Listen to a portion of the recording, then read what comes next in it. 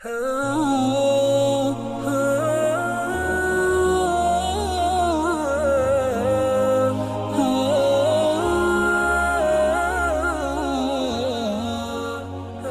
rahimakumullah, selalu setiap Jumat khatib mengingatkan, baik itu umumnya kepada para jamaah, khususnya kepada khatib pribadi, agar kita semua bisa meningkatkan ketakwaan kita, menjalankan perintah Allah, menjauhi larangannya.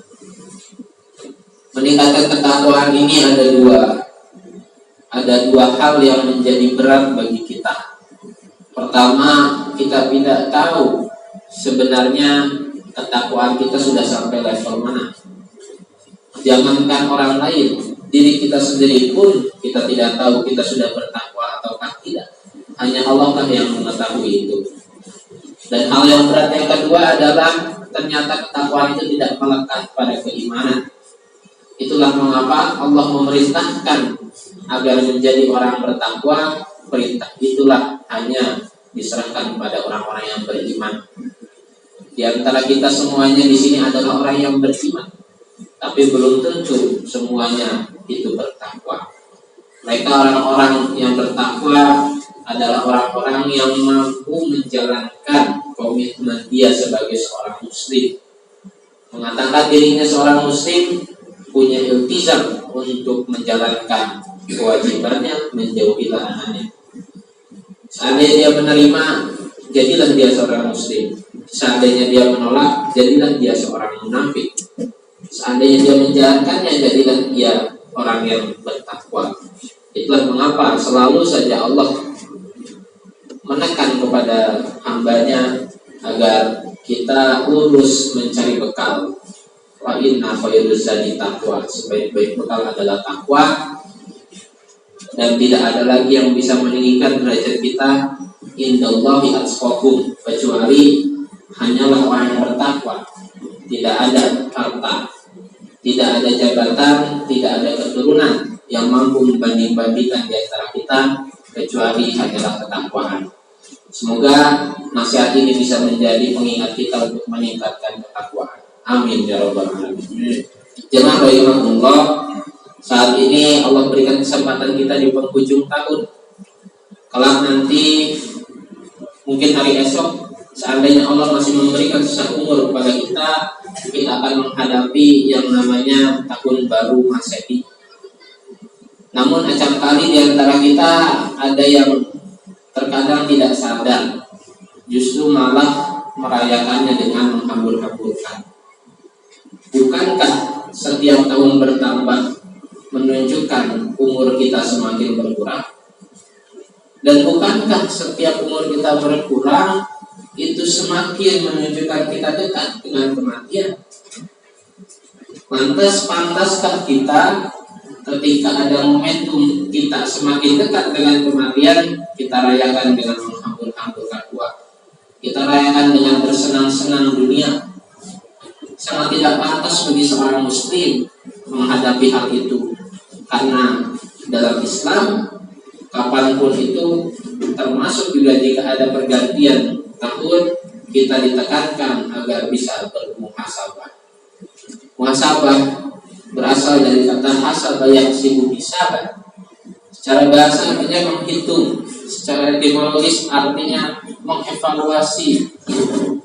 Secara hukum syara dapat diartikan mengevaluasi diri apa yang telah dikerjakan, baik itu kebaikan ataupun keburukan, memperbaiki setiap kesalahan, dan juga memperbanyak kebaikan yang sudah dilakukan.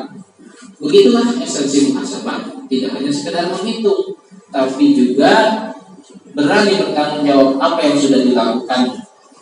Muhasabah inilah yang kemudian ditekankan kita untuk wajib dilakukan, khususnya pada hari ini karena kita ingin menghadapi nanti di tahun depan. Karena tiga alasan. Yang pertama, Allah Subhanahu wa taala memang mewajibkan kepada kita untuk bermuhasabah. Allah berfirman, "A'udzubillahi minasyaitonir rajim, ya ayyuhalladzina amanu taqullaha wal tanzur nafsum ma qaddamat lighad." Wahai orang-orang yang beriman, bertakwalah kepada Allah dan perhatikanlah apa-apa yang telah dilakukannya untuk hari esok. Wal tanzur nafsun ma qaddamat lighad itu adalah penggalan ayat yang mewajibkan kepada kita untuk sering-sering bermuhasabah.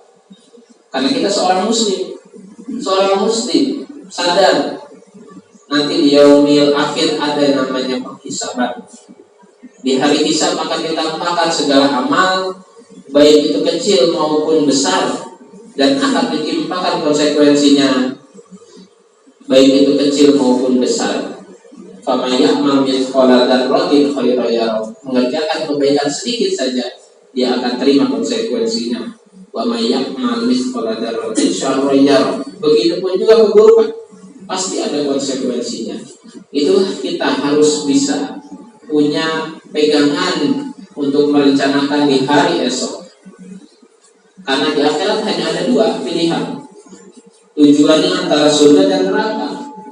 Statusnya hanya ada dua, antara ashabul jannah, ahlul jannah, atau ahlun nar, ahli neraka.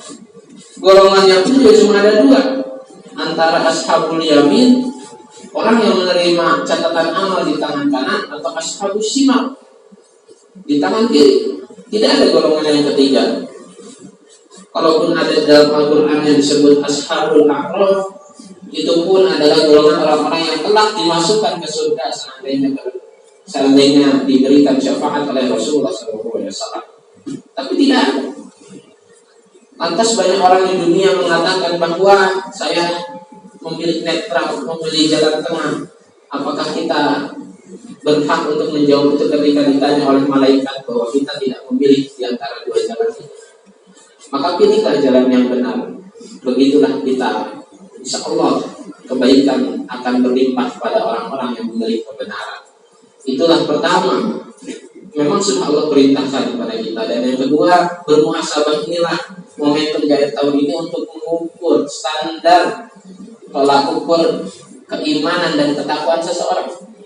Umar bin Khattab radhiyallahu anhu pernah mengatakan, hisablah dirimu sebelum kau dihisab, timbanglah amalmu sebelum engkau ditimbang, karena sesungguhnya kelak yang akan menyelamatkanmu nanti adalah ketika engkau menghisab dirimu hari ini. Dan persiapkanlah untuk hari akbar, di mana segala amal akan ditampakkan dan tidak ada kekurangan atas kalian. Beliau mengatakan hal ini berarti menunjukkan kepada kita bahwa kita seharusnya bisa lebih sadar lagi dengan adanya muhasabah seperti itu. Mungkin kita bukan malaikat yang bisa menghitung amal. Kita adalah manusia.